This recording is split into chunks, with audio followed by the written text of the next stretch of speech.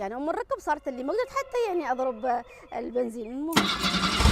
اليوم أول سالفة من سوالف أو تاكسي، وكل المطلوب منك بعد متابعتك لأي سالفة إيش هي الخدمة؟ خدمة من المطار، الأجرة النسائية، السيارات الفخمة أو السيارة الكهربائية.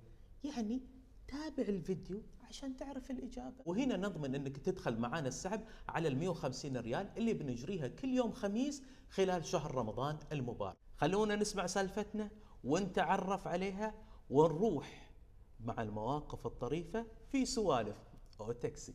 حياكم. معك القائده امينه عيد حسين السلطي من شركه او تاكسي فيميل الوردي.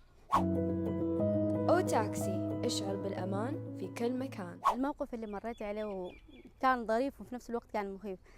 كنت باخذ كستمرة من اعتقد الانصب، اتذكرها الانصب، في وقت الحر. طبعا اول ما دخلت معاها كلب.